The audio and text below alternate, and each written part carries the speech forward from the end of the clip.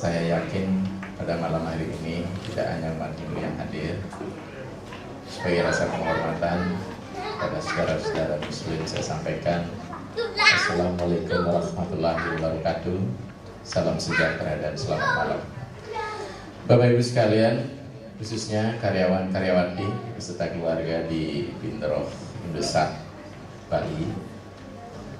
Saya merasa bahagia untuk kali pertama bisa bertatap muka untuk Bapak. Kenapa? Mungkin untuk yang kedua kali kegiatan ini Pak, apa yang keberapa kali sudah? Sudah sering, tapi baru pertama kita tapi tidak jadi masalah. Bapak Ibu, tadi sudah sekitar mendengar laporan dari ketua panitia, dari pimpinan Bintaro, termasuk juga Bapak Kepala Cabang. Secara singkat telah menyitir makna yang tersurat dan tersirat di dalam Hari Raya Nyepi. Nah, pada malam hari ini sesuai dengan tema yang tertera di spanduk depan, melalui perayaan Hari Raya Nyepi Isak ke-1932, kita apa katanya di sana? Kita wujudkan kebahagiaan dengan melaksanakan Trihita Karana. Bapak Ibu sekalian, Trihita Karana itu sudah tidak asing lagi bagi kita. Bahkan sudah menjadi suatu manual yang rutin, karena hampir slogan atau pepatah ini selalu didengung-dengungkan, terutama dalam kehidupan sosial religius keagamaan di Bali. Nah, terkait dengan aspek perayaan Nyepi kita di sini, kita ketahui bersama, Nyepi saat ini dirasakan betul-betul bermanfaat bagi kehidupan kita. Secara material, Bapak Bintaro dan pimpinan Pak Gunarte sudah menyampaikan dari segi aspek material, kita sudah melakukan banyak penghematan. Ya, kemudian telah terjadi semacam antisipasi pengurangan gas-gas yang tidak dibutuhkan oleh manusia. Ternyata itu bisa ditekan, listrik bisa dihemat. Saya tidak mengerti apakah pulsa juga dihemat, kita tahu. Apa pemborosan? Karena tidak punya pekerjaan terpaksa harus main kering-kering ya. Namun yang jelas Bapak Ibu sekalian, kehidupan, saya akan konteks saja sesuai dengan kondisi kita di sini, kontekstual, bahwa kehidupan dan kehadiran Bapak ya dalam peradaban dunia merupakan satu prasyarat seseorang atau sebuah peradaban dikatakan masuk ke wilayah global. Ada 4T yang memacu dan memicu. Satu, travel, ya, travel, perjalanan, menghasilkan turis, ya, devisa masuk.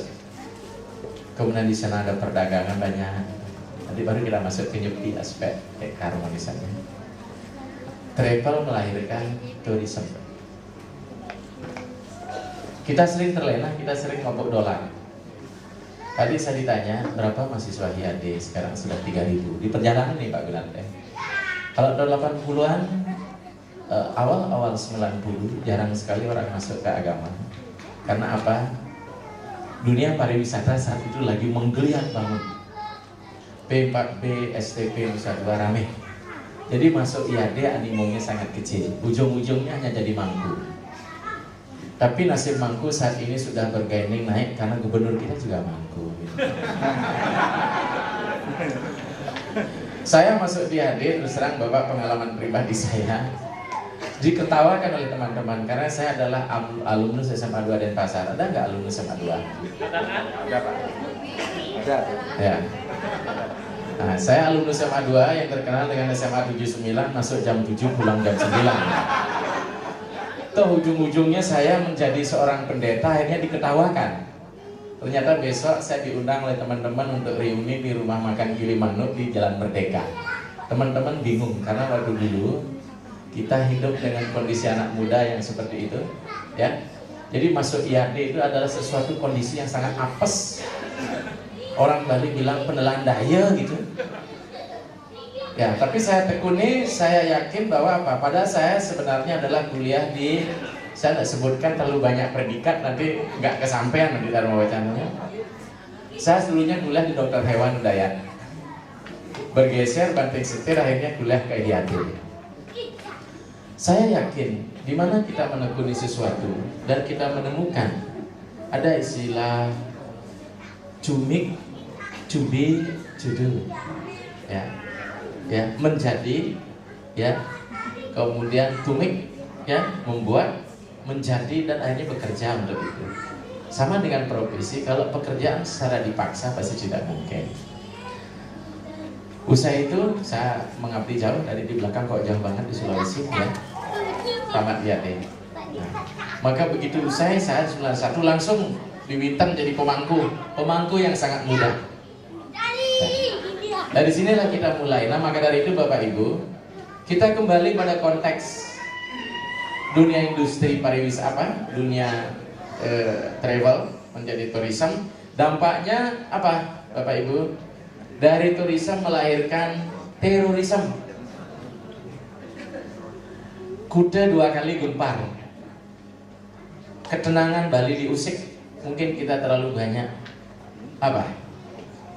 Mandi dolar. Yang kedua adalah transportasi. Jarak sudah sangat dekat. Saya ke Denpasar dulu sangat berat, harus jalan taman. Sekarang sudah ada bypass. Tapi ujung-ujungnya bypass sekarang lagi macet juga. Macetnya karena apa? Lebih-lebih malam karena banyak orang mampir, karena banyak kafe. Kalau hitung-hitung dari Ketepel sampai lebih itu tidak terhitung itu. Ya, di sana banyak patung-patung buyung tiap malam berkeliaran di luar. Sayang saya sudah jadi pendeta, kalau tidak mungkin saya mampir. Artinya masih wajar naluri kemanusiaan saya gitu. Tapi syukur umur masih muda, 44, ya. Rambut sebenarnya 45 karena memang ijazah dipermudah, lebih bagus dipermudah saja gitu. Ini dampak dari sebuah transportasi. Begitu jalan dibuka, maka daerah-daerah itu sudah mulai disasar oleh investor. Baik investor di bidang supra infrastruktur, termasuk juga investor yang lain, yang tanpa modal, hanya cukup orang saja ditempatkan. Ya. Yang ketiga, telekomunikasi. Disinilah peran Bapak. Ya. Bapak ikut memberikan andil terhadap kemajuan. Yang keempat adalah trade, perdagangan. Perdagangan di segala hal. Ya. Pokoknya asal bisa dijual apa saja, termasuk diri sendiri juga dijual. Karena apa? Orientasi hidup saat ini adalah money oriented. Ya. Kenapa money oriented? Dengan adanya 4 pemicu ini melahirkan orang hidup serba hiper. Satu, hiperkonsumsi, yang tidak patut dikonsumsi berlebihan. Kalau Pak Wiana punya istilah, kalau dulu orang nar nasi, sekarang narkoba. Ya. Selanjutnya adalah hyper reality. Orang ingin selalu tampil lebih. Ya. Yang penting dia punya identitas. Karena ingin berpenampilan lebih, maka tidak tentu dengan mudah diperoleh, harus dengan modal. Karena ingin tampil lebih, dia harus butuh yang lain, yaitu hipermarket. Sekarang sudah berubah. Yang ada di sini, Galeria, hipermarket, bukan super lagi, hiper. Kalau dulu super udah luar biasa, sekarang menjadi hiper market. Dampaknya karena tidak bisa memenuhi semua serba hiper-hiper, akhirnya hipertensi. Setelah hipertensi menjadi stres, stres menjadi stroke, stroke akhirnya setrek. Akhirnya pulang ke Balikpapan dengan tipe rumah 21 ke Sukabumi. Jadi hari-hari kita selalu menghadapi ini. Lebih-lebih sini adalah kan industri jasa. Telekomunikasi, pemasaran, trade-nya harus sekian target. Ada target nggak Pak Gunarde? Pasti. Saat naik, kita menjadi senang. Saat menurun, harus ini. Bahkan mungkin pimpinan manajemennya bisa menjadi gempa bumi, panik terus. Kenapa bisa seperti ini padahal pesaingnya luar biasa? Maka oleh sebab itu Bapak, syukur kita di agama Hindu ada hari raya Nyepi. Kalau mau dimaknai secara utuh. Karena apa? Nyepi adalah satu bentuk media atau wahana untuk kita kembali, kalau secara paling kasar adalah introspeksi diri. Untuk apa introspeksi diri? Untuk dapat sekali-sekali melihat ke dalam. Tadi kita sudah berkiprah keluar banyak nih, mengejar materi, ya. Padahal dampak dari materi bukan hanya sebuah kebahagiaan, tapi juga ada kedukaan di dalamnya. Maka Gita mengajarkan, matra sparsa kontea situs nasuka dukada. Kapan engkau bersentuhan dengan dunia material, saat itulah suka dan duka, panas dan dingin, sukses dan gagal, sedih dan senang akan engkau temui. Maka kalau kita tidak ingin sedih, lebih baik jangan jadi manusia. Tapi manusia harus dihargai betul ini. Karena kelahiran sebagai manusia adalah evolusi terakhir dalam riwayat makhluk di muka bumi. Karena tidak ada yang lebih hebat dari manusia lahir. Ada nggak? Kalau Hindu mengatakan manusia itu terdiri dari Tri Brahmana, Bayu, Sabda, Idam. Apanya yang menjadi utama pada diri manusia? Karena dia memiliki idam alias pikiran. Dengan pikiran manusia mengenal tanggung jawab. Dengan pikiran manusia bisa menentukan pilihan. Ya. Kalau binatang tidak punya tanggung jawab. Tapi kadang-kadang manusia bisa lebih animal daripada binatang. Setuju tidak? Setuju. Manusia yang konon memiliki budaya tinggi kadang-kadang lebih binatang. Satu contoh, kalau binatang tidak pakai celana aman. Ada musim birahinya. Kalau manusia nggak pakai celana ke jalan raya, anak banyak yang lahir liar. Coba manusia nggak pakai celana kayak apa semua kita? Nggak jadi kerja kan? Dongkrak semua berdiri toh.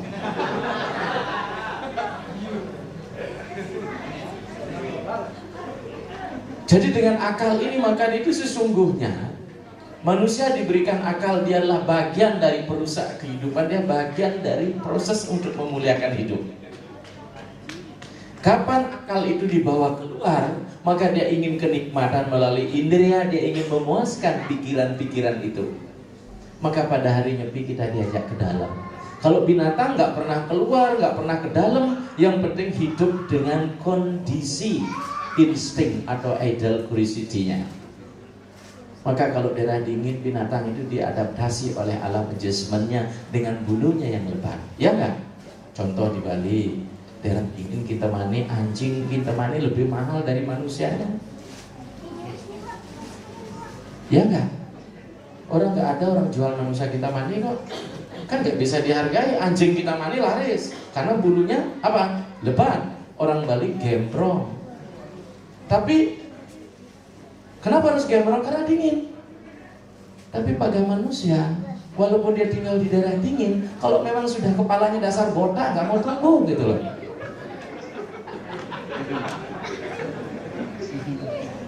Tapi harus disyukuri Pak, kalau punya rambut botak itu calon profesor ya. Orang Bali bilang telu mau bawang baju, bawang peridi, bawang lah. Ya nggak? Sebentar lagi kita kehilangan pendengaran kita, tambah lagi satu bongol. Sebentar lagi ya Samurat udah merajalela, bongkok, ya udah. Dan terakhir nggak bisa kemana-mana, dibongkos oleh Banjar, dibawa ke center ya.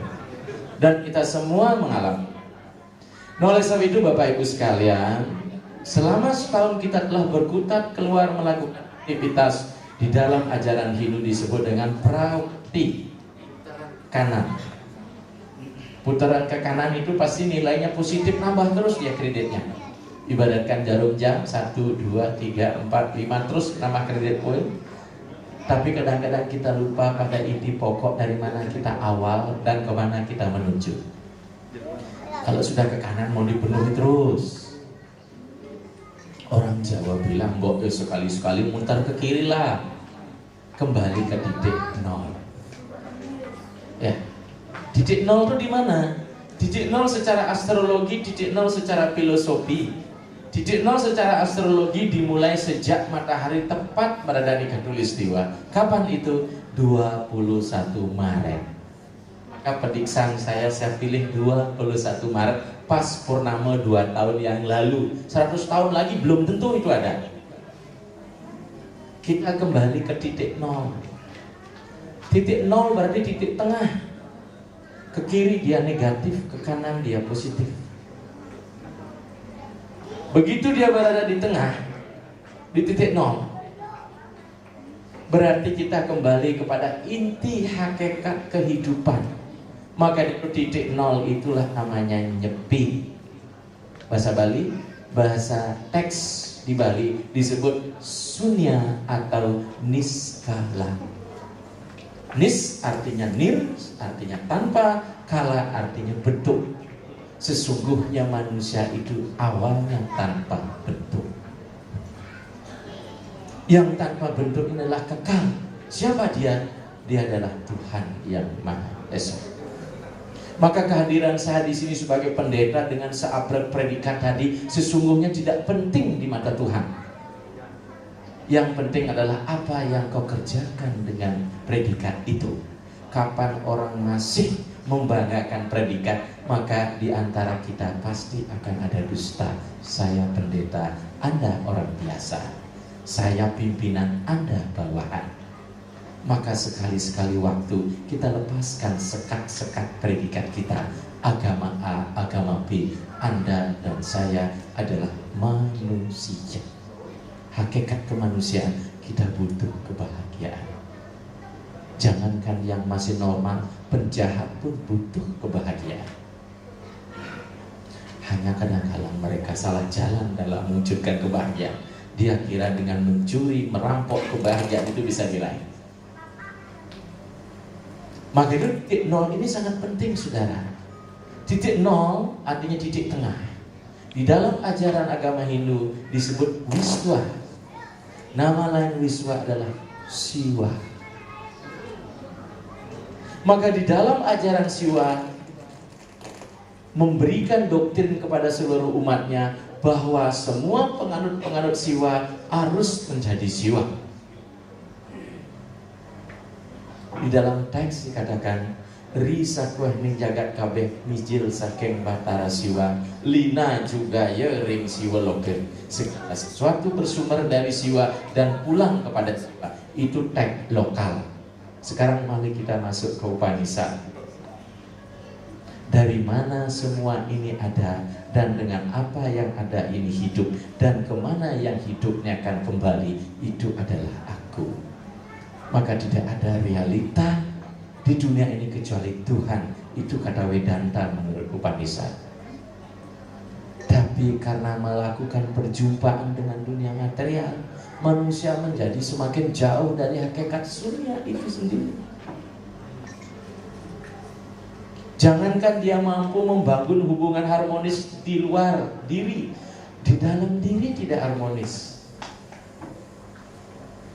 Maka dikatakan dalam susastra di Bali, Norana satru mangluihakena hana geleng rehati. Tidak ada musuh yang paling berat yang harus dihadapi bercongkol di dalam diri kita. Maka jika orang mampu mengalahkan musuh di dalam diri, itulah sesungguhnya orang yang paling hebat.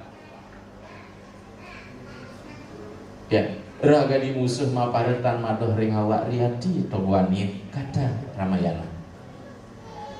Kenapa bisa jadi musuh di dalam diri? Karena apa? Mari kita analisis diri kita. Kita tidak pernah menganalisis kita, menguraikan diri, nggak pernah. Yang kita tahu menganalisis orang lain. Oh ini begini. Lantas untuk menilai diri kita kapan? Yang ada muncul egois kita saja. Yang sering muncul ke permukaan adalah egois. Kapan kita bisa menunjukkan egois kita paling nyata? Saat kita berfoto bersama. Begitu kita lihat foto bersama, hasilnya kita lihat, maka kita tidak akan pernah melihat wajah orang lain. Pertama pasti wajah kita ingin lihat. Walaupun kadangkala wajah itu belum peragam, kata orang Bali. Pernahkah kita melihat hasil foto bersama, kita lihat wajah orang lain dulu? Saya kayak apa sih di sana? Pasti seperti itu. Itu menandakan egois. Ya, sama dalam hal sekali-sekali setahun kita diingatkan ada donor dan sebagainya. Mampu kita donor tiap hari nggak? Tidak mungkin. Kapan kita mampu membangun potensi yang ada di dalam dan mengoptimalkan itu, maka kita akan melihat kita ada pada diri orang lain ada pada diri kita. Teks Bali mengatakan, Sarasamusai mengatakan, matangyan prihentikan budaida ayo siretama ring sarwa prani. Matangyan, oleh sebab itu prihan, usahakanlah kasih kepada semua makhluk ini. Ayo tan masih ring sarwa prani, hendaklah engkau tidak menaruh belas kasihan. Harus belas kasihan. Tapi karena kita ingin mengejar hal yang berbau material, kebersamaan mulai tergoyah. Yang penting persaingan. Kawan bisa menjadi lawan. Kata Gede Pramu mungkin SMS. Senang melihat orang susah, susah melihat orang senang. Itu sudah penyakit bagi kita itu. Maka kita sering parno semua, paranoid. Kapan paranoid tumbuh di dalam diri kita? Sesungguhnya kita termasuk orang yang tidak waras, perlu memeriksakan diri. Jangankan dalam dunia real, orang beragama pun banyak yang gila, Bapak Ibu. Maka di dalam teks saya kebetulan ngajar psikologi agama di kampus, ada disebut dengan beragama religius literacy, beragama yang melek, ada yang beragama religius crazy. Beragama yang buta, apa gila? Nah, oleh sebab itu, begitu kita kembali ke dalam, inti hakikat kehidupan kita adalah sama semua berasal dari Tuhan. Ini harus memancar. Tapi bagaimana kita memancar kalau kita memang tidak pernah membersihkannya? Kecemerlangan itu. Mari kita lihat, kita analisis dulu. Masalah hubungan dengan halal mudah-mudahan saja. Kalau sudah kita di dalam udah bersih, bisa melihat sesuatu. Di dalam kekawin di Bali disebut totake, dan alisir juga di sini. Kalau senang mau wirama, di Bali disebut maka kawin. Tapi yang sekarang lebih suka bukan maka kawin, tapi kawinnya yang jago. Ketemu temare kesitan, ketemu kaki dep temare kesitan kaki dep. Sebelumnya sasiwi mewaneng kata mesi banyu nana sing suci mesi ulang. Maknanya sangat dalam. Sasiwi bayangan bulan, aneng kata berada dalam periuk. Mesi banyu, kalau airnya berisi, periuknya berisi air dan airnya bening lagi. Saraswati kemarin saya ketemu dengan Ayub Saraswati menyanyikan itu dia. Ngerti nggak maknanya? Masih kira-kira nanti saya bilang begitu. Sebenarnya kita tidak melihat cermin di luar, dan kita melihat cermin di dalam diri kita. Maka pada Nyepi inilah usaha yang kita lakukan, tidak muter kanan lagi, tapi kita muter kiri. Pada Nyepi itu kita diajak kembali ke sunya, kita diajak mati secara fisikal, tapi kita diajak hidup secara spirit. Contoh di Bali, saat kita diiring diusung ke kuburan, atau kita pernah mengusung orang ikut ke kuburan, maka di Pumpatan Agung kita diputar ke kiri. Itu artinya melepas ikatan duniawi. Kapan putar ke kanan, masuk ikatan duniawi. Saat orang naik haji, kemarin saya juga memberikan ceramah di peternakan di Pegor. Pimpinannya Islam getol sekali kita sebutkan. Begitu orang naik haji, maka saudara muslim mengkirikan Ka'bah. Dia putar kiri. Berarti dia melepas kehidupan duniawi. Dia kembali ke hakikat sat sunia itu sama. Saat kita Nyepi, kita tidak mau putar, tapi kita diam di tempat, kita putar secara spirit. Putar kanan berarti berisi. Mari kita lihat dalam hukum fisikal. Begitu baut kita putar kanan, masuk kepada mornya. Tapi baut kita putar ke kiri, maka lepas dengan murnya. Sama dengan keran air. Kapan putar kanan, masuk, airnya tidak keluar. Ya kan? Kalau putar kiri, kerannya terbuka. Maka saat terbuka itulah ibaratkan roh yang keluar mengalir dari tubuh kita. Maka saat nyepi kita tidak melakukan aktivitas fisik, tapi kita melakukan aktivitas rohani, membangun kesadaran itu. Mampu nggak? Apa nggak rezeki?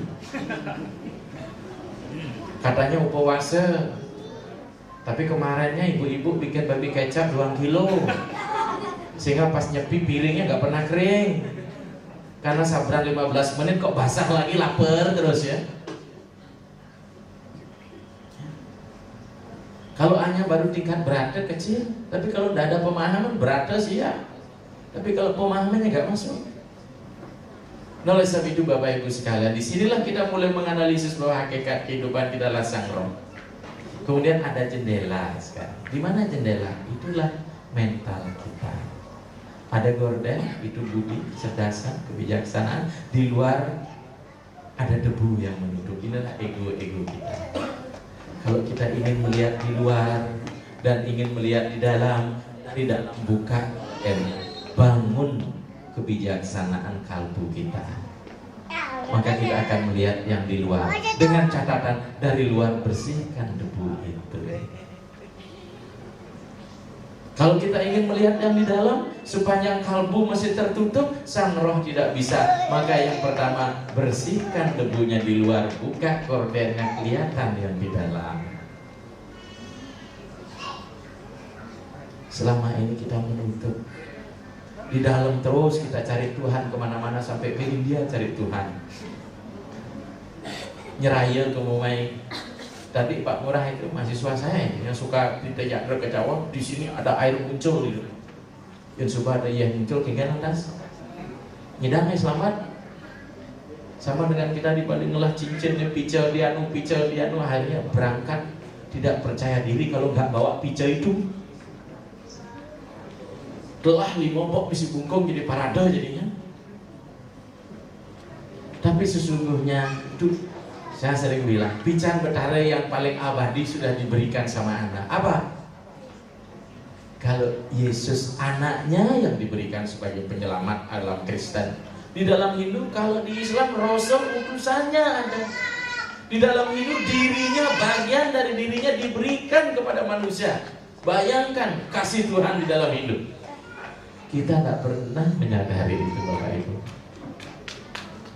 Makanya ada joke di dalam Kristen yang ketemu dengan Muslim. Pak Haji sedih sekali karena punya anak 4. Ditanya sama teman, Pak Haji kenapa berduka? Saya barusan nih tanggal 27 kemarin saya seminar di UI dengan Romo Pran Magnesuseno dengan Romo Ariat Moko di UI.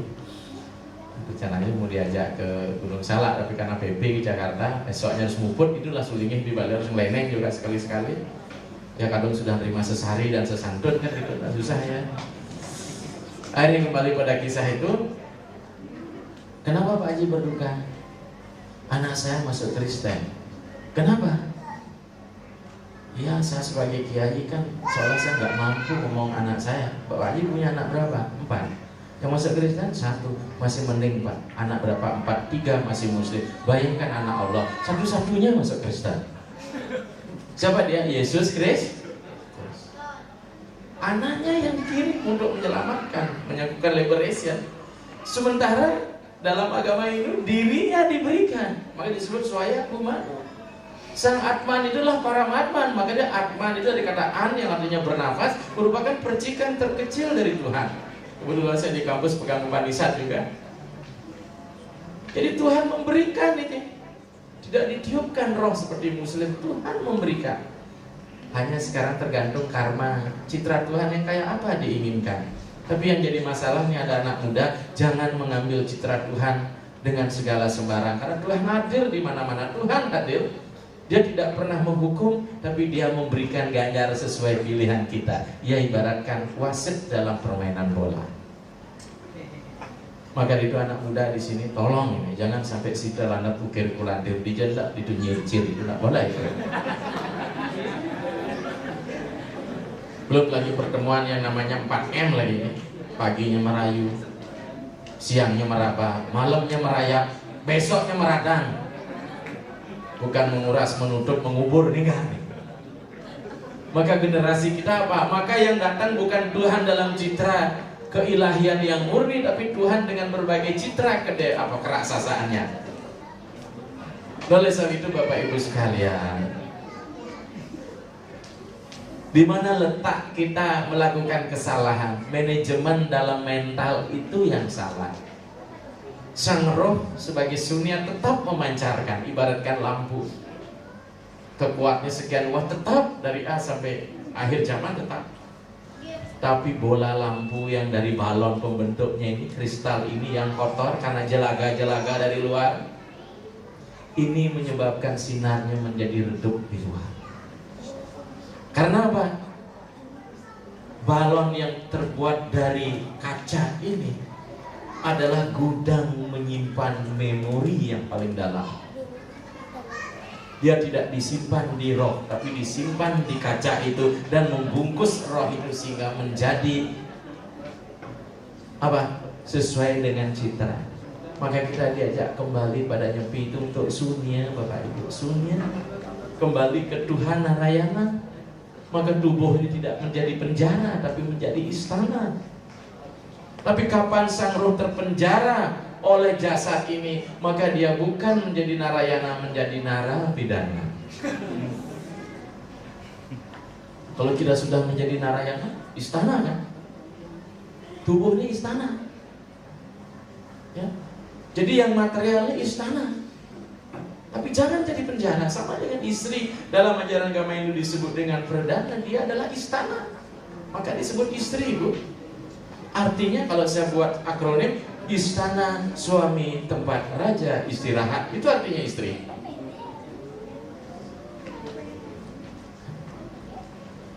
Tapi kapan kita mengistirahatkan raja kita tempat yang lain? Wah, bukan lagi istri itu, istri di rumah. Nah di sini, maka balon kita kembali. Ini yang sering. Kalau ini sudah bersih, mau memandang kita orang lain sama dengan kita mudah. Karena teori harus selaras dengan sesama. Pawongan, bagaimana selaras dengan pawong dalam diri masih konflik, kok problem tinggi? Sama dengan Anda, nih maaf. Bagaimana seorang pimpinan bisa sukses memimpin anak buah di kantor kalau tadinya dia tengkar dengan istrinya di rumah? Wajahnya sudah cemberut kok, ditanya sama bawahan sudah marah duluan. Karena di dalam. Oleh sebab itu Bapak Ibu sekalian, disinilah pikiran ini pertama yang menjadi saat kita nyepi mulai dibersihkan. Kalau boleh dijadikan muatan yang bertitik nol. Karena pikiran kita ini men-setting kelahiran kita, men-setting ayah ibu kita masa depan. Pikiran inilah membawa karma wasana atau memori. Maka saya berikan ilustrasi satu kisah yang sangat menarik. Bagaimana orang susah melepaskan keterikatan karena pikirannya yang mengikat dia. Kita tidak pernah diikat oleh apa-apa. Dibilang baju kita mengikat tidak. Kalau sebentar lagi sudah usang kita nggak pakai lagi, Pak. Mobil mewah, saat mobil mewah itu masih bagus, kita masih senang terus. Tapi besok kalau sudah penyok, kita tidak terikat lagi, mau cepat mau jual. Istri kita dibilang mengikat, enggak, kalau udah penyok besok mau kita lepas lagi. Yang paling kuat mencengkeram adalah pikiran kita. Kita kembali sebuah satu ilustrasi. Pada satu ketika Bapak Ibu ada sebuah perjamuan. Ini ilustrasi saja. Dalam perjamuan itu hadirin yang mengikuti perjamuan tidak diperkenankan untuk membawa alas kaki, baik sendal maupun sepatu, karena perjamuannya harus duduk melingkar bersila. Usia perjamuan, bapak ini yang melepas sepatunya tadi di luar pulang, sebelum pulang mengambil sepatu, ternyata sepatunya hilang. Karena tahu dia pejabat. Nah, kalau sudah pejabat memang nggak sombong, sedikit rata-rata. Makanya pejabat saya sering bilang penjahat gitu. Pemborong jadi pembohong, pemimpin jadi pemempem, gitu dah biasa itu. Pengurus jadi penguras, dekat-dekat itu saya. Tapi mudah-mudahan tidak pemimpin di sini gitu. Akhirnya cari Tuhan, berteriak bukan Tuhan ditemui hantu. Tuhan tuh hantu betul. Karena dia jadi pejabat, wah mulai dia marah-marah. Sepatu siapa yang ngambil? Belum tahu kalau saya ini pimpinan yang punya sepatu. Sepatu kan nggak bilang sepatu pimpinan, nggak ada isi itunya. Akhirnya apa? Harga sepatu bisa dihitung, tapi menyangkut harga diri, karena dianggap pelecehan kepada si pemimpin yang sepatunya hilang. Bayangkan dongkolnya bukan main. Sudah mulai menduga-duga, pasti siapa sebenarnya ini anak buah saya yang mau membelot dengan saya. Pasti dia yang menyembunyikan. Begitu nih. Cara di Bali kan gitu kan. Mencoba gelam kira-kira nih curigin. Wah, orang Bali sudah suka mencurigai orang lain. Ya, merejelek sebang nyamuk cuma mukanya nggak bagus, tuh orang mencurigai pada sakit gigi tuh. Karena nggak bisa berpikir positif, bagaimana murah hayu di rumah, nyepi hanya setahun, masa cepok kan kedek selebih dia. Ini masang bubuh, bujuk. Ya kalau bujuhnya bugis nggak masalah, bujuh gigis gitu. Ya, kalau bulan lantas ini terus bujuh lantang, repot ya. Mulai marah, sepatu tidak ditemukan, pulang ke rumah, di rumah istri jadi lampiasan, anak marah. Kenapa? Semakin besar kapasitas seseorang, semakin besar kekuasaan seseorang, semakin besar pula egonya. Maka saya nggak mau jadi pejabat, bebek jadi pendeta gitu. Karena apa? Ujung-ujung jadi pejabat, nanti kalau diberhentikan salah post power syndrome. Akhirnya di stres. Kenapa? Kalau jadi pejabat, apalagi di pemerintah, saya sebut APBN, anggaran perjalanan biaya negara, fasilitas terus. Kalau kita jadi pendeta, syukur dijemput. Kalau enggak APBDS, anggaran perjalanan biaya diri sendiri. Akhirnya terus sampai di bawah mimpi sepatu, karena saking dongkolnya kan terbawa bisa mimpi tuh. Sampai dalam mimpi dia merasa menemukan bahagianya bukan main. Tapi begitu sadar terjaga, wah saya mimpi ya. Karena nggak bisa mengatasi, saking penasaran sepatunya itu, akhirnya nanya sama Pak Pendeta. Biasa tuh pendeta di Bali itu dianggap klinik, tahu macam-macam lah, meramal dan sebagainya. Saya bukan peramal, saya lah pendoa saja gitu. Datang saya, Pak Pendeta, saya ingin nanya, dia nanya apa? Saya kehilangan sepatu, Bapak salah halaman. Kok salah hilang sepatu nanya sama saya? Artinya begini, siapa tahu Bapak punya indera keenam gitu. Nanya, wah kalau indera keenam saya nggak punya. Hitung-hitungan masih tetap 5 ini. Ya seperti itu. Di mana sepatu saya nih? Ya kalau memang Bapak terpaksa memaksa saya, ya saya akan jawab. Di mana Pak Pendeta? Di pikiran Bapak. Artinya apa Bapak Ibu sekalian? Kita terlalu banyak menyimpan benda-benda busuk, memori-memori busuk dalam pikiran kita. Kalau sudah begitu bagaimana mau damai Pak? Ya? Wah ini lo dendam dengan saya, ini rival saya waktu saya kerja di Indosat ya. Terkam. Inilah pikiran. Maka Sarasemu saya mengatakan apa ikang manah ngarane wit nim inriya ma prawerti kaya subel asubel karma. Ini kesalahan mengkonstruksi pikiran. Sehingga kenapa orang harus menjadi stres?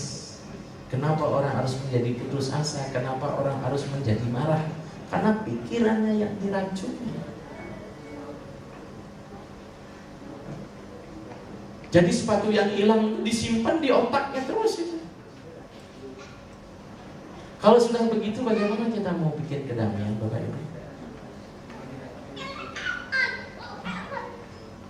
Kalau memang sudah hilang ya sudah hilang. Satu ketika kita ambil, tidak usah dikaitkan dengan jabatan lah, status gengsi lah.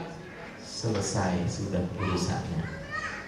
Maka pada nyepi ini kita diajak untuk bukan kembali ke roh, masih jauh perjalanan pada sunnah, tapi kita diajak untuk mencuci pikiran itu one by one dengan sabun kebijaksanaan. Sehingga ibaratkan kaca yang tebal oleh jelaga di luar, kita bisa melihat dengan jernih kehidupan di luar itu, dan bisa melihat jernih esensi kehidupan itu. Kalau sudah demikian, Pak aman, kita kasih. Karena pada seseorang semua ada Tuhan, maka positif saja. Sebagai pendeta, saya masih belajar, Pak. Apalagi masih muda, emosi masih melonjak-lonjak. Tapi dengan belajar pendeta, minimal saya bisa ingat dengan pelucut saya di sini. Ya. Tapi tidak jaminan pendeta itu bisa lebih harif, Pak. Wajah pendeta tapi hati raksasa, kan ada lagi.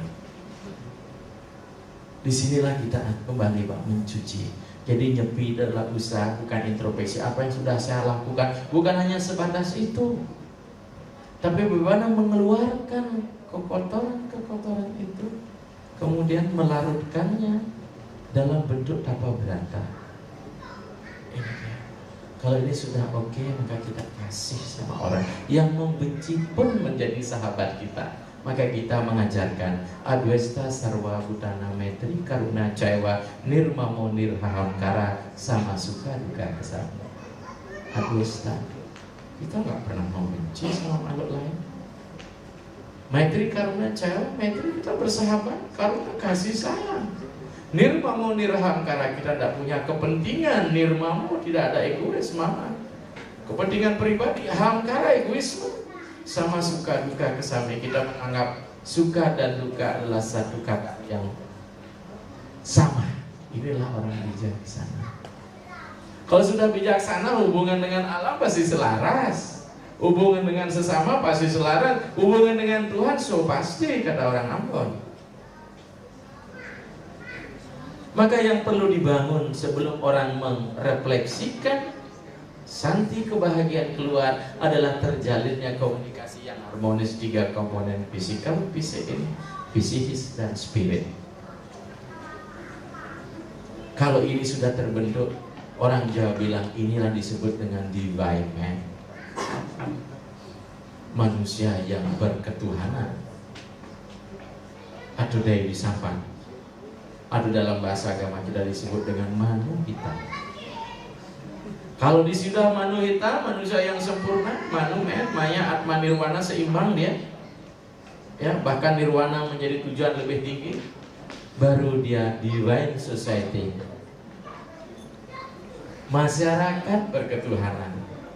Dalam bahasa agama kita disebut dengan Jana Hitam, Manu Hitam, Jana Hitam, divine society. Dengan lingkungan kita peka, Sarwa Buddha, divine ecosystem atau divine world. Ini disebut dengan jagat kita maupun Buddha kita. Tanpa vertikal pun kita sudah menerapkan yang vertikal.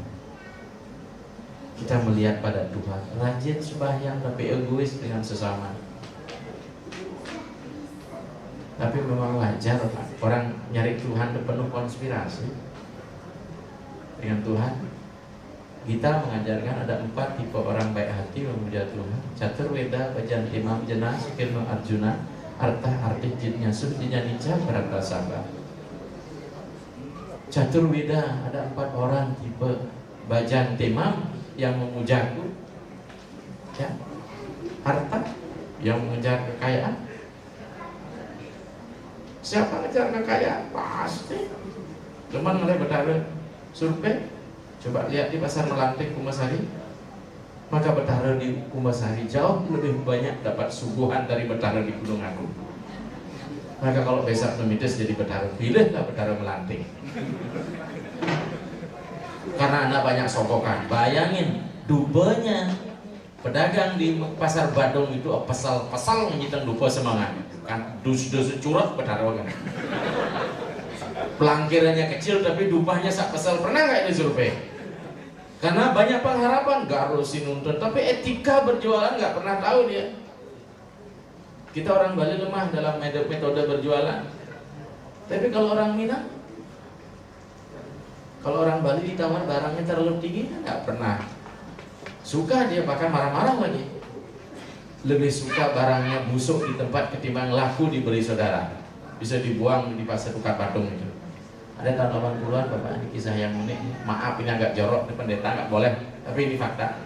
Ada jual kain kemben gitu, kamen. Ditawar berapa harga? 25.000, ditawar 15.000, dagangnya marah. Sana dulu cebokan di pasar di tukar Badung, nanti baru tak kasih gitu dia. Betul, pembelinya cebokan dulu, habis itu naik lagi. Bu, yang besar mau konceng, bedan barang gitu ya.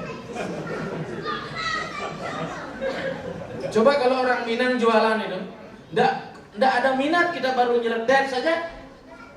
Gimana Pak, ada minat? Nggak, saya punya, boleh lihat-lihat, coba. Ya enggak? Makanya kalau orang Minang punya pepatah dalam jualan, jika Bapak dan Ibu puas, ceritakanlah sama orang lain. Tapi jika tidak puas, ceritakan kepada kami. Itu hebatnya. Kalau kita kan enggak, mensing puas nak lemorin gitu. Ya kan, pepatah Minang kan ada 3. Kau harus rajin-rajin menabung itu. Kalau tidak ada, baru dimakan. Kalau ada, jangan dimakan. Di mana ada keramat, di sana kau gelar. Jangan kau suka main berzina, tapi kalau suku sama suku bolehlah gitu.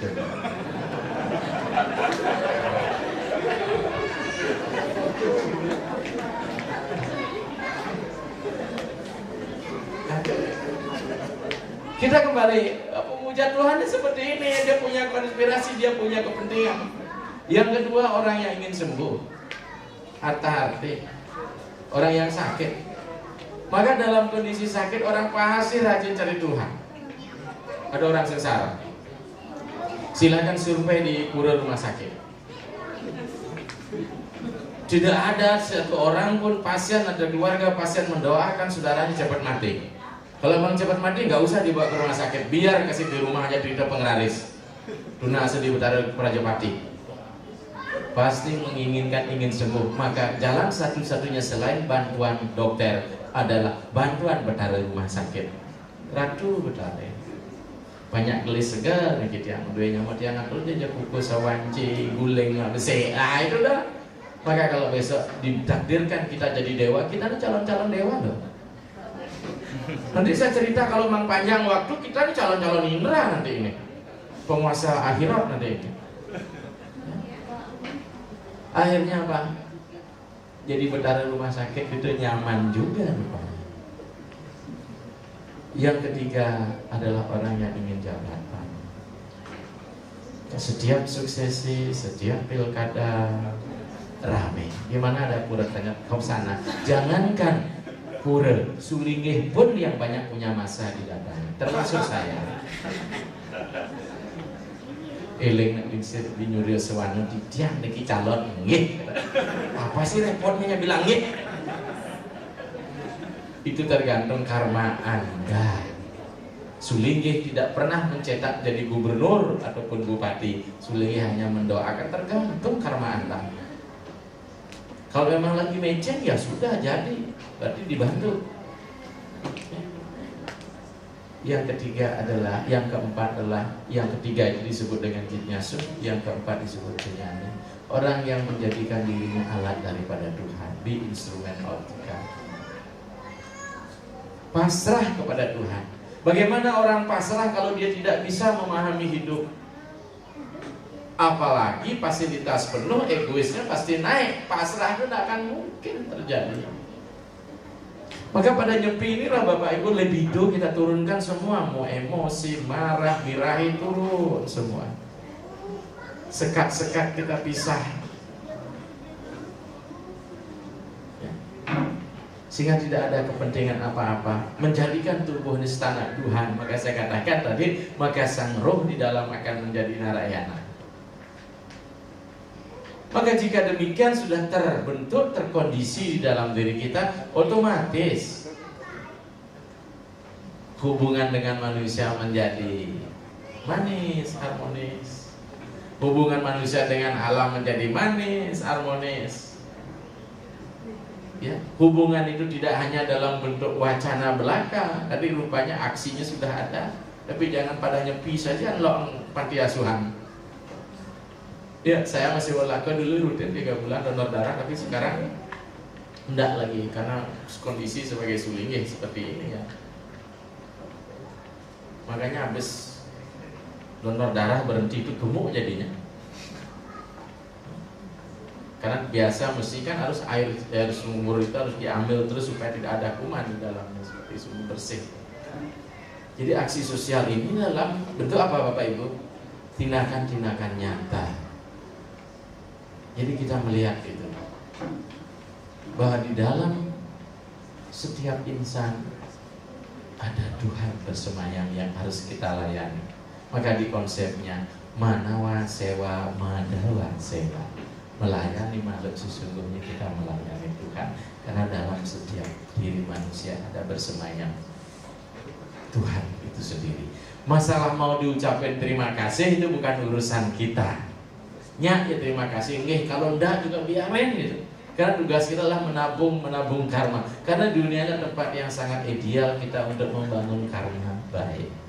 Para dewa pun salah di alam surga, dia akan turun lahir sebagai manusia. Maka ada dikatakan jika dewa yang turun maka adalah penjelmaan dewa.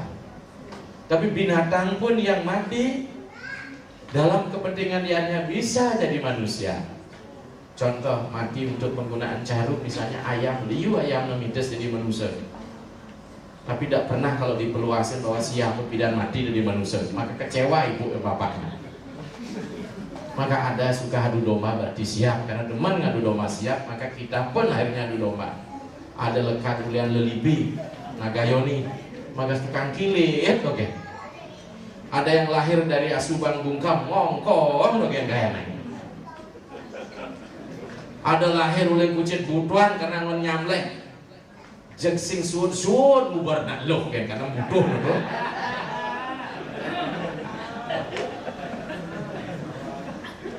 Tapi jangan itu dituruti terus karena masih ada inilah akal kita harus diarahkan ke dalam. Casing kita boleh manusia, sifat-sifat binatang itu boleh ada di dalam, tapi manusia ini sangat ideal. Makanya sekarang pilih pergaulan. Kemana kita bergaul? Bergaul kepada orang yang dapat memberikan dampak positif. Memang kita harus baik kepada semua orang, dengan maling pun harus baik. Tapi kebaikan jangan disalahgunakan menceritakan semua barang milik kita kepada maling. Saya punya lemari di sini saya simpan ini, itu tidak mungkin, itu namanya kebodohan itu, bukan kebaikan itu. Nah, oleh sebab itu Bapak Ibu sekalian, dalam rangka Hari Raya Nyepi ini, dalam membangun Trihita Karana, kita tidak hanya dalam segi wacana, tapi bagaimana kita mengaplikasikan itu pertama di dalam diri. Karena sesungguhnya Trihita Karana di dalam diri itu sudah ada. Periangan itu adalah atman kita, pawongan itu adalah pikiran kita yang bergerak, sementara jasad kita ini adalah kelemahan kita. Maka oleh sebab itu spirit dari sebuah tubuh, dari sebuah ekosistem dalam diri adalah pariana, tulisannya atma. Atma lah yang mengatur pawongan, pawonganlah yang mengatur pelemahan. Maka tubuh kita ini buana agung bagi mikroorganisme. Ya. Pembuluh darah adalah sungai-sungai kita, tumbuh-tumbuh adalah bulu-bulu kita. Walaupun banyak yang telah mengalami erosi karena botak, tak masalah itu. Tetapi pikiran kita adalah orangnya. Maka yang dikatakan dunia ini baik karena manusianya, manusia baik karena pikirannya. Jadi pikiran yang sering mendominasi sehingga kita untuk berbuat kebajikan pun kita perlu belajar. Tapi untuk berbuat jahat tidak ada sekolah mengajarkan orang untuk berbuat jahat. Berarti potensi kejahatan kita jauh berada di atas kebajikan itu sendiri. Oleh sebab itu Bapak Ibu sekalian, dan juga adik-adik, anak-anakku semua, dalam rangka mimpi ini harus kita lakukan. Ya, maka itu putarannya tidak lagi ke kanan, putarannya ke kiri. Kalau putarannya ke kiri, tubuh berhenti, pikiran jalan muter kiri kembali ke titik nol. Inilah siwa yang sesungguhnya di dalam kehidupan kita. Karena siwa mengajarkan. Apa arti kata siwa atau wiswa yang di tengah? Kasih sayang arti siwa. Suka memaafkan, memberi pengampunan, dan penuh harapan. Maka kita lahir ini Bapak Ibu adalah punya harapan besar, yaitu meningkatkan diri, mewujudkan jagadita dan moksa. Moksa tidak hanya dalam kondisi rohani spiritual, akhirat, tapi saat ini kita sudah bahkan itu sejak kita memahami arti sebuah kehidupan. Maka dengan demikian kita akan menjadi orang damai terus, ya. Tidak pernah sedih. Yang berlarut-larut boleh sedih, kenapa enggak? Tapi sebentar. Jangan terlalu riang gembira mendapat sesuatu. Karena orang Bali bilang demen nih bahasa liwat sebete bahasa liwat mani. Orang Sulawesi bilang jangan kau terlalu gembira, terlalu sedih. Maka marilah kita sikap hidup dengan bijaksana. Ada kebahagiaan kita syukuri, ada penderitaan kita ambil hikmahnya. Bahwa di dalamnya Tuhan telah memberikan jalan dalam proses pembelajaran diri. Maka dengan demikian hidup ini ibaratkan apa? Sebuah kerajaan besar untuk membangun sebuah apa? Cita-cita mulia. Ya, rumah tangga kerajaan, lembaga ini juga kerajaan. Tapi kerajaan bukan sekedar mengejar daerah jajahan, tapi mengejar pembebasan. Karena ini bukan kerajaan material, tapi kerajaan Tuhan. Masih ingat kalau kita menyetir ayat Kristen, jadikanlah bumi seperti kerajaanmu di surga. Karena aku kudus, kuduslah kamu, begitu Injil Matius. Secitra malah. Kalau hidup Anda adalah seperti kata saya tadi, Anda adalah bagian dari Tuhan itu sendiri. Maka kembalikanlah sifat-sifat Tuhan. Maka dengan demikian Anda akan memandang makhluk lain sama, dunia ini sama, apalagi pelemahan dalam matrik kita, tempat kita untuk menyusui. Karena tanpa alam semesta, arti kemanusiaan tidak ada apa-apa. Demikian Bapak Ibu yang dapat saya sampaikan secara singkat, mudah-mudahan ada manfaatnya. Selebihnya mari kita renungi kembali di rumah. Karena tidak mungkin Anda bisa lulus dalam waktu sekejap, tidak mungkin ada ujian, kecuali ujiannya adalah realita di masyarakat. Kitab sucinya adalah pengalaman-pengalaman Bapak dan hasil renungan kita semua. Demikian Bapak Ibu. Saya tadi lupa menanyakan apa ada sesi tanya jawab? Iya. Kalau memang ada, kami persilahkan untuk Bapak sebelum kami akhiri nanti. Terima kasih. Silakan Pak. Swastiastu. Terima kasih atas kesempatannya. Nama saya Maya. Kebetulan sepertinya sudah lama pertanyaan ini terpendam dan belum menemukan orang yang tepat untuk bertanya. Mudah-mudahan saya orang yang tepat.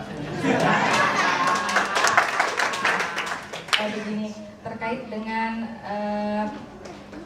hubungan Trihitakarana ya antara manusia dengan manusia untuk menciptakan keharmonisan di dalam kehidupan beragama. Mungkin gini, dalam kehidupan nyata mungkin antara kita sebagai umat Hindu dengan rekan-rekan yang umat lain, apalagi kita berada dalam satu lingkungan kantor misalnya. Kemudian misalnya ada pengucapan salam atau kita berada di suatu event di mana yang mengharuskan mungkin kita menyebutkan Assalamualaikum ataupun Om Swastiastu bersamaan. Nah kadang-kadang ada yang menyalahkan tindakan kita itu gitu. Misalnya, oh kamu sebagai umat Hindu mungkin tidak pantas menyebutkan Assalamualaikum seperti itu. Atau misalnya tidak tepat menyetarakan antara Allah Subhanahu wa Ta'ala dengan Ida Sang Yang Widi Wase misalnya. Nah kadang-kadang dalam diri kita itu bingung antara di satu sisi kita harus artinya dalam kehidupan bermasyarakat kita harus modelnya beradaptasi, beradaptasi, atau kita harus bertoleransi gitu, karena kita di satu sisi mungkin kita sebagai minoritas, atau di satu sisi kita itu harus menghormati gitu. Nah kemudian itu yang pertama. Yang kedua, kadang-kadang kita juga bingung misalnya ada pengucapan kata amin seperti itu. Nah, kadang-kadang di satu sisi kita disalahkan mungkin sebagai umat Hindu yang benar, tidak patut atau tidak pantas menaikkan hal itu. Tapi di satu sisi kita menghormati teman-teman. Nah, kadang-kadang di dalam umat beragama atau Hindu sendiri kan kadang-kadang kita menimbulkan suatu perpecahan, sedangkan kita ingin mewujudkan suatu kehidupan yang tercipta karena yang harmonis gitu, khususnya hubungan antara kita dengan umat lain. Demikian pertanyaan saya, semoga bisa dijawab dengan tepat. Karena sepertinya hal ini juga sering banyak ditanyakan oleh teman-teman, cuma belum menemukan orang yang tepat untuk bertanya. Ya, terima kasih. Objektif, subjek. Kalau sudah berbicara masalah subjek, itu tergantung selera yang menerima, ya enggak? Kalau bicara masalah selera yang menerima, selera kita kan beda. Bicara masalah selera, mari kita lihat agama secara utuh, ya. Kalau kita melihat agama dari segi fisikal, dari segi kulit, dari hukum syariatnya, maka akan terjadi di luar dan di dalam. Kalau sudah berbicara di luar agama saya adalah tidak ada kebenaran. Sama dengan Konsili Vatikan dulu, Extraquis Nolus Salus, di luar gereja tidak ada kebenaran. Itu dia. Tapi setelah Konsili Vatikan kedua, kemudian saya 5 tahun pegang ilmu perbandingan agama, ya. Sama dengan Islam yang memegang syariat, amal ma'ruf, nahi munkar, ya. Padahal secara umum rahmatan lil alamin, ya. Maaf ini saya biasa istilah itu karena lama di Sulawesi Tenggara, bahkan dikhotbah terus dengan Islam. Satu ketika dia ingin minta sebuah padanan, memang tidak semua harus dipadankan. Gimana dia mulai berangkat? Karena bergantung dengan kultur. Tapi kalau kita ingin membawa ini sebagai sebuah misian untuk menambah masa, wah kita saling menghakimi. Ini nggak boleh, ini nggak boleh. Ya, nanti jawabannya berpulang sama Anda. Yang penting niat Anda, yang penting kan niat. Nah kita kembali sekarang unsur objektivitas. Saya berikan sebuah kisah sekarang. Nanti di sini mencari jawaban. Saya nggak perlu ini nggak boleh menjustifikasi kita. Ya, ada satu kisah. Di negara penganut Buddha, patung-patung Buddha pasti bertebaran di sana sini. Jangankan itu, di Bali saja patung Buddha bertebaran, terutama di Tegal Tamu itu banyak sih. Ya, batu bulan. Sebagai penganut Buddhis, kehadiran patung ini bukan hanya sekedar batu yang berbentuk manusia, tapi ada nilai metafisik di belakang itu. Ini kita nak bicara di Bali, kita nak bicara di Indonesia, tapi kita berbicara di Muang Thai ini kisahnya. Patung Buddha ada di pusat kota, di mana-mana ada. Nah, akhirnya apa saudara? Ini saudara Maya, nama yang bagus ini. Fata Morgana artinya ilusi. Maya itu ilusi artinya. Ya. Ya. Tapi bukan mayanya apa? Pak Dani ya. Akhirnya apa? Pas kehujanan ada orang bakta, pengikut Buddhisme yang sangat taat. Dia kasihan, sangat prihatin melihat patung Buddha ini kena matahari, kena hujan, ini lagi deras hujan. Dia berusaha mencurahkan kasihnya untuk bisa memayungi patung Buddha ini. Karena dia anggap apa? Sesuatu yang membawa pencerahan. Kalau Buddhanya ya, tapi patungnya kan tidak. Makanya saya pernah diberikan SMS, sebentar kita berikan contoh itu dari Sampradaya. Ada dia mengambil, dia ketemukan sepatu robek yang sudah usang, lusuh dan supaya baunya lebih bekas kaki sih. Maka dengan kasihan, dengan rasa tidak pernah merasa berdosa, dia ambil sepatu kemudian ditutup di kepala Buddha supaya tidak kena hujan. Tapi ingat, yang pertama adalah niat baik. Pintar ya belakangnya. Selang beberapa kemudian, cuaca terang, datang orang lagi, penganut Buddha yang paling fanatik. Melihat kenyataan fenomena bahwa Buddha dipayungi oleh sepatu yang lusuh dan robek itu, dia marah. Gini kurang ajar ini, Buddha dihina ini. Kenapa? Dipayungi oleh sepatu yang robek. Sekarang mari kita timbang, niat baik yang pertama tidak bisa digagalkan oleh niat baik yang berikut. Ini sebuah permainan fata morgana. Kalau bicara masalah Islam, assalamualaikum atau salam alaika, itu kan hanya istilah budaya. Siapa sih yang tahu bahasa Tuhan sesungguhnya? Ini orang bahasa dewa kecuali diwaji di Bali. Ya kan? Makanya mesti minta izin dulu. Jika saya tidak bersalah, saya akan sampaikan salam ini. Itu. Ya. Sama dengan orang beralih ke agama Islam, pada yang Islam dengan mengucapkan kalimat syahadat la ilaha illallah wa asyhadu anna Muhammadar Rasulullah, gitu misalnya. Sudah Islam. Kalau di dalam nggak ada, tidak Islam kita. Maka itu dibutuhkan adalah spirit, mental dan fisikal. Tadi yang keluar itu kan baru fisikalnya. Dia sebuah simbol. Simbol tidak akan berarti apa-apa kalau memang di dalamnya itu memang tidak ada jiwa menyertai. Ya, maka ini Islam pun mengalami tahap. Ada yang syariat, hukum hitam putih, ada yang ma'anu, hakikat, ada yang tirakat, dan yang terakhir adalah mahrifat atau sufisme, mistikisme di dalam Islam. Maka untuk tingkat ini enak diajak ngomong. Seperti kemarin deh, Maya, waktu kita sertifikasi di HDDN Terbasa, rektornya datang, Pak Wiyana bertanya, adanya ustadz-ustadz muda yang tampil di TV seolah-olah apa? Siapa yang muslim akan dijadikan masuk surga? Sementara di luar Islam tidak ada surga. Maaf, kita tidak membandingkan. Pak Wiyana nanya sama ini, apa bagaimana ini Pak? Kami di luar Islam karena tidak dapat surga. Jawabannya sederhana, tidak mau menghakimi. Ya karena ustadz itu memang agennya surgawi itu. Karena dia perintahnya orang ejen dari sana kok. Saya nggak ejen, padahal saya profesor dokter kiai lagi, dia bilang.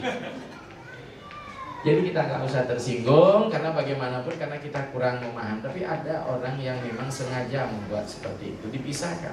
Maka untuk hadir di perayaan-perayaan hekumene di Kristen itu banyak, nggak mau hadir di kita juga nggak datang. Tapi sebagai umat manusia, ya Kak, kita harus menerima eksistensi orang lain. Apalagi di Hindu. Ya tamam perpadi tetap dia baca miah mama uratman wartan teh manusia pada sarwasa. Dalam apapun kau datang. Ya, kalau boleh saya katakan, saya masih di Sulawesi sampai 6 bulan saya diundang oleh Sinode. Begitu saya jelaskan tentang teologi, maaf ini, ternyata agama kita sama Pak. Ya memang sama. Bagaimana kalau agama kita digabung? Bukan dari situ, bukan dari situ. Saya nggak perlu mengatakan digabung, cuma agama satu kok. Kalau lihat urusan sejarah kan kami lebih tua, situ kan adiknya. Ya, mestinya kan bukan saya yang ikut adiknya ikut kakaknya saja. Kita berseloroh aja sehingga kita bisa santai untuk menerima masalah. Jadi demikian untuk adik Maya ya. Om Swastiastu. Oke, selamat siang Gede Ariano Ratu. Iya. Binirin itu yang menyampaikan Sumane mana ya, untuk sampean pencerahan Pak Secan sebelum itu ya. Ya. Nah, dari Ampurun niki bahasanya gaduh-gaduh. Indonesianya. Ya, dari pencerahan yang sudah disampaikan tadi itu ada satu poin yang kurang tangkap menjadi kunci gitu, ya. dari perayaan Nyepi ini.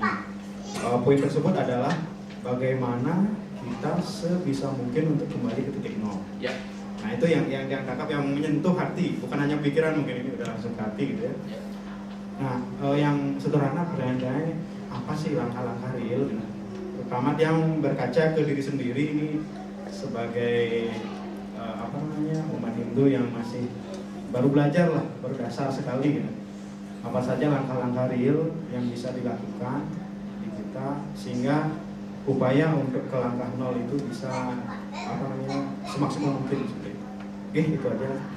Dalam rahim ibu lagi kan nggak mungkin ya. Yang pertama adalah bagaimana kita proses pendewasaan mental ini dulu, karena kunci kembali ke nol dan membungkus nol itu menjadi muatan yang syarat itu tergantung pada pikiran kita. Maka oleh sebab itu ajaran yang harus dibangun pertama adalah bagaimana mengkonstruksi pikiran yang sehat.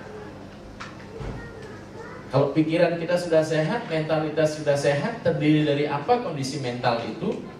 Mana? Ahamkara, budi.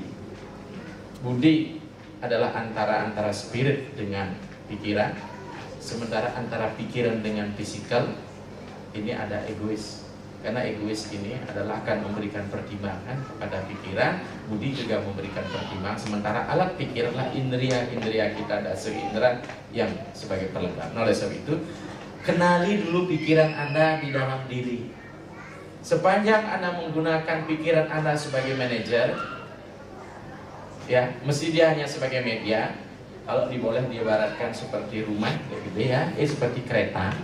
Dalam kata Upanishad dijelaskan, kehidupan manusia itu dengan cita-cita yang harus digapai ibaratkan kereta yang sedang laju untuk menuju satu titik tujuan. Kuda yang peron terdepanlah indria keinginan kita. Ya.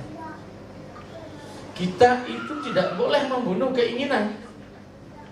Kalau ingin sampai pada tujuan itu, maka kuda-kuda itu harus sehat, dipelihara. Tetapi harus diisi kacamata sehingga dia terfokus jalannya ke depan. Jadi makanan indria ini penting. Anda nyanyi tadi ada BRTP ini saudaranya ini kan, sedang bahan tuh maman kopeng dia sing. Yen ada orang nu barang luwung sing dingah kan kopeng orang luwung kan sing normal tuh. Tadi suaranya kan bagus itu seperti Agung Wirasutra lah itu.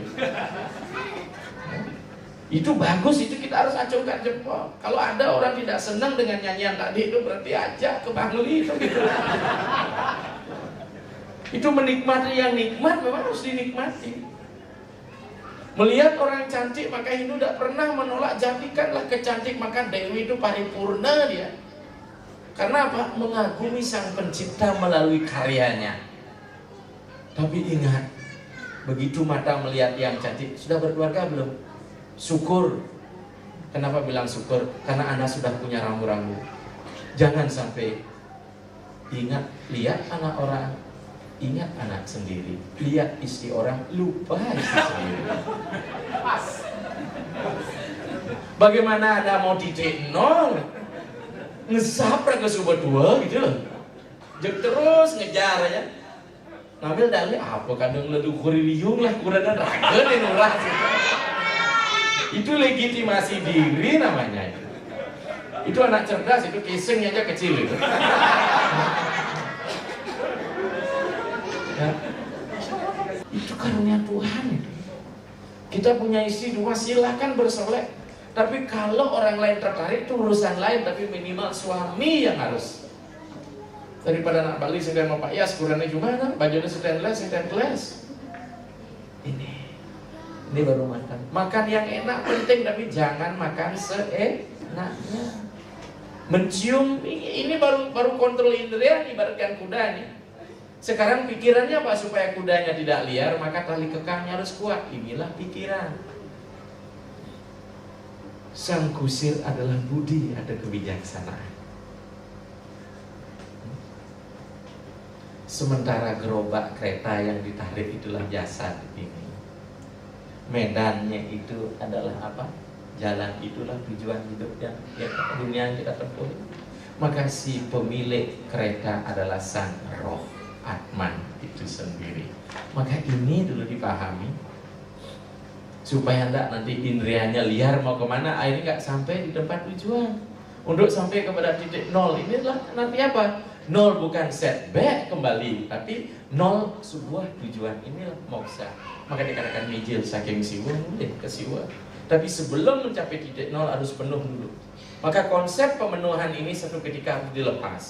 Maka ada konsep raga dan wairagya. Sepanjang kita hidup di Brahmacari, kita harus cari. Tapi satu ketika harus siap melepas. Sama dengan sepatu tadi yang bilang, harus dilepas dari pikiran kita. Tapi kenyataan kita simpan sepatu di otak, sehingga tidak pernah kita mau hidup tenang. Karena terus otak kita ibaratkan apa? Almari penyimpan barang-barang bekas.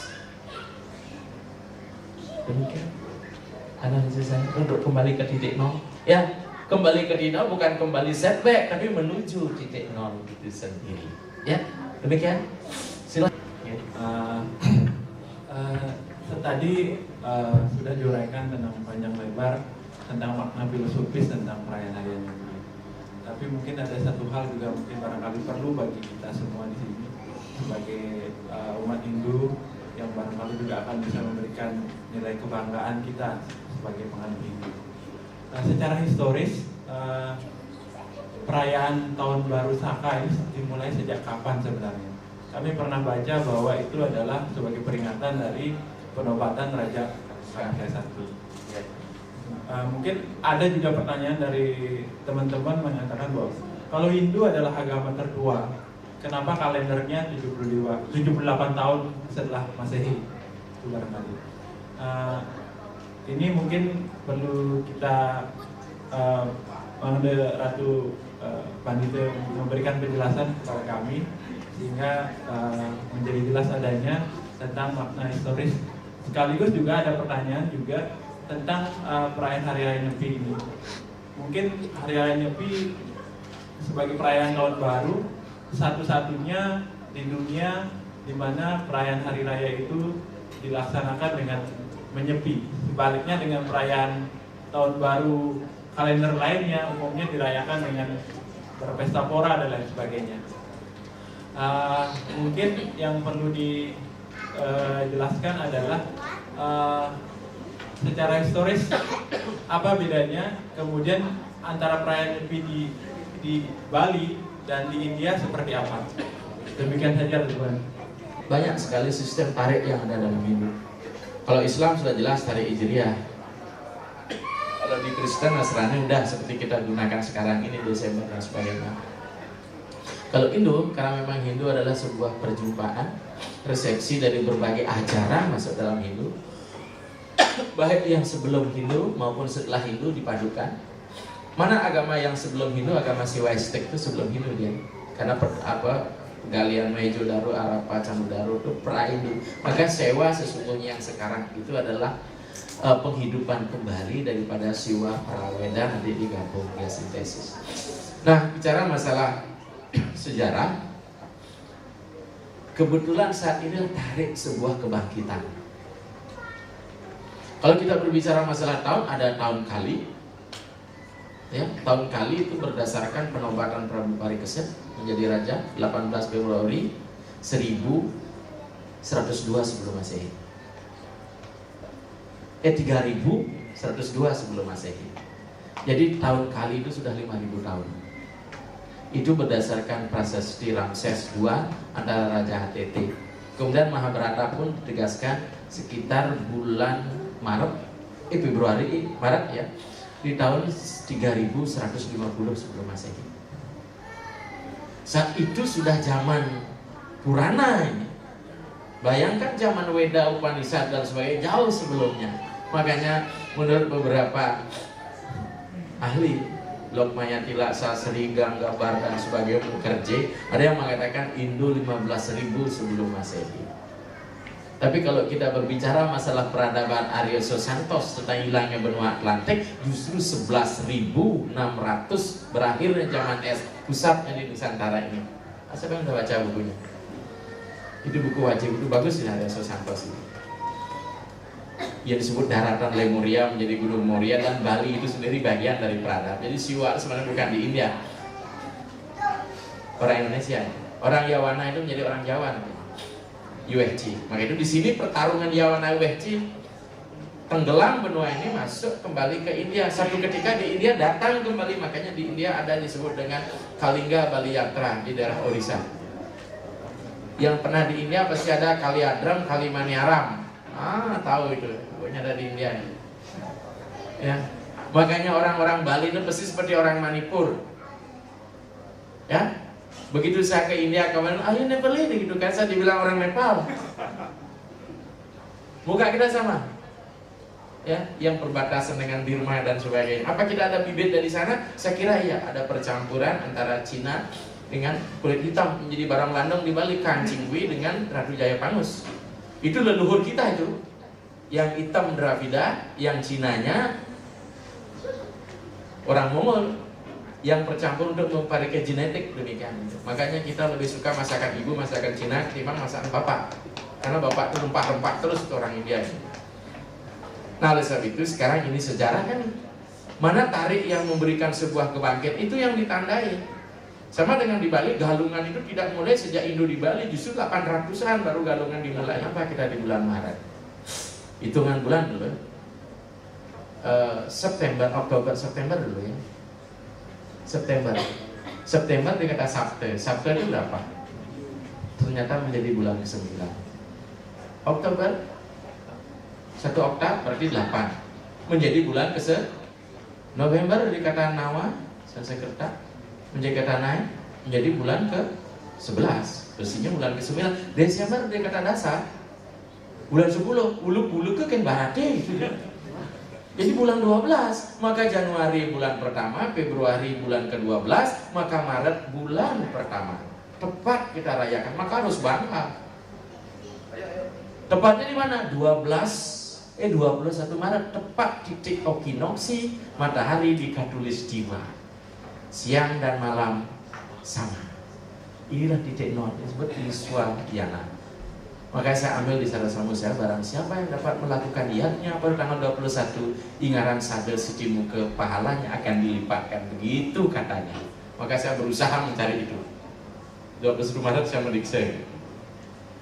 Nah, ini kembali pada titik nol, 21 Maret. Dan Nyepi karena dikawinkan dengan solar system dan lunar system, Surya Permana dan Chandra Permana di Bali, sehingga carilah film kesange dekat pada tanggal 21 Maret. Bisa April awal, bisa Maret awal atau akhir Maret. Karena ini perpaduan. Demikian. Nah, selanjutnya masalah Nyepi kenapa harus dirayakan? Karena kembali ke tengah. Dia kembali ke inti, kembali ke hakikat, kembali ke sunia. Ini sebagai satu lepesi. Kalau boleh saya katakan, Nyepi adalah proses peleburan untuk lahir menjadi bayi baru. Walaupun fisikal kita tidak baru, tapi semangat kita baru. Ini sebenarnya. Maka umat Hindu tiap tahun mengalami reinkarnasi spirit. Ya, supaya semangat baru, tapi jangan saja istri baru. Kemudian bagaimana di India? Nih, ibu yang lama di India, ada Nyepi nggak di India? Tidak ada. Galungan aja spiritnya ada, Nawaratri, Wijaya ada, Sami. Tapi pelaksanaannya intinya hampir sama. Justru kita bangsa Saka mewarisi itu di sini.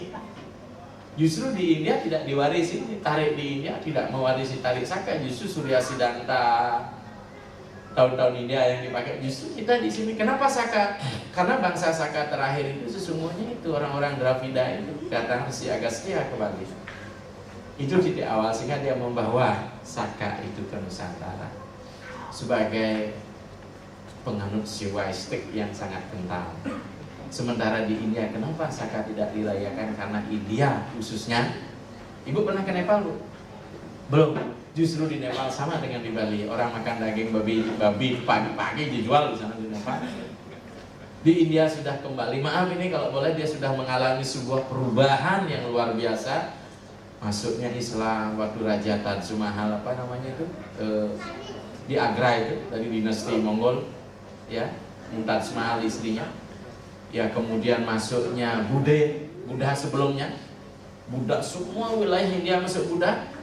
Kemudian bangkit lagi Sri Sangkaracarya membangkitkan kembali, di mana Guru Sangkaracarya berburu sama Buddha, terjadi dialektika yang luar biasa, bangkit kembali.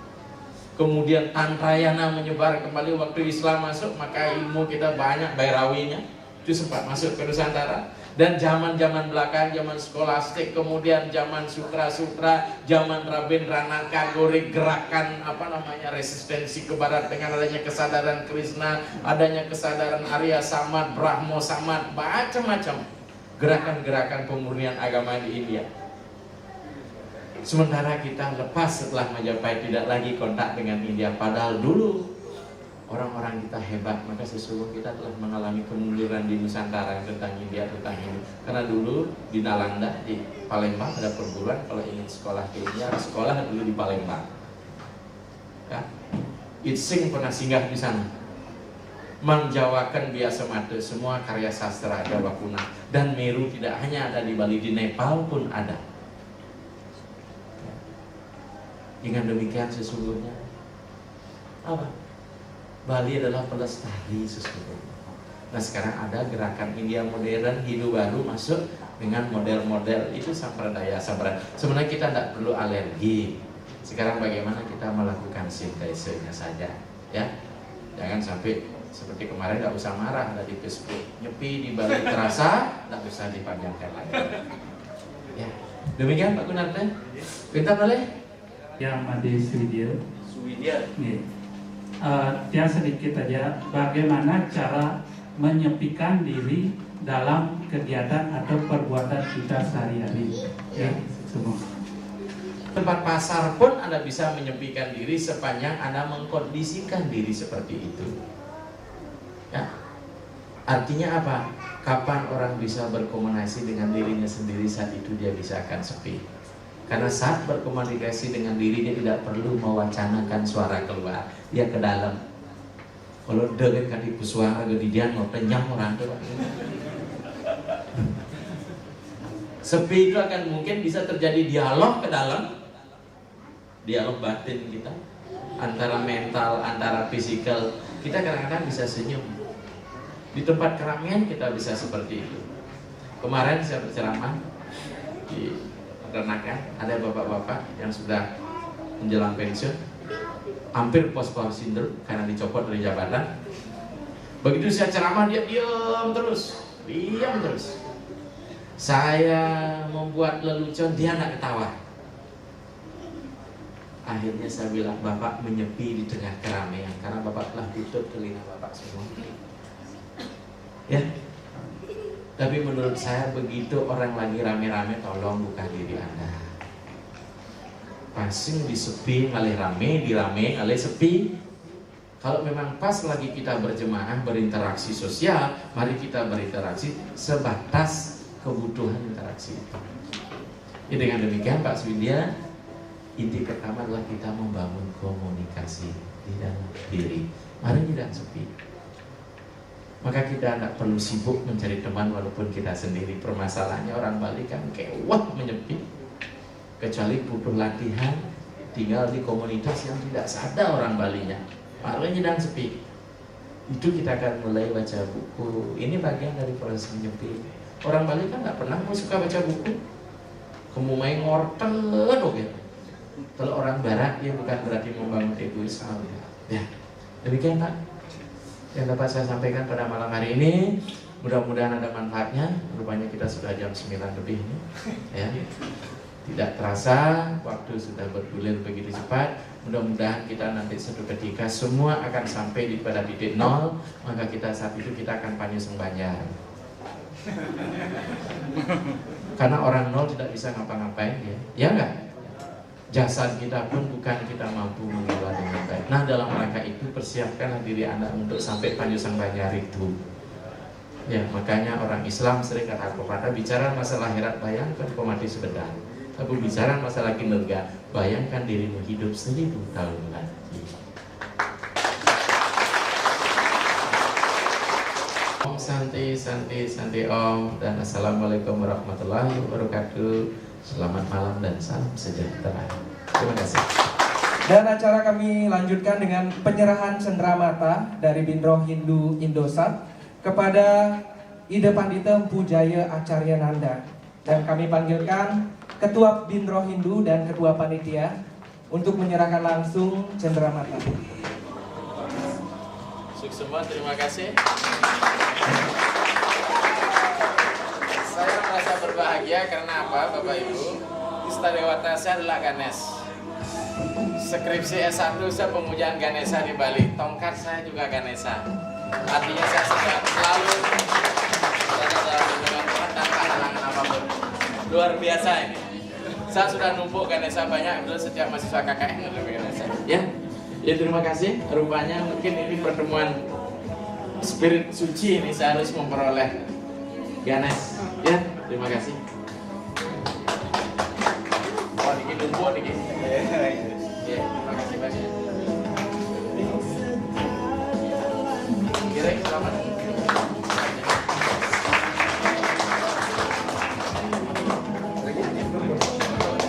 Kita nggak mau makan.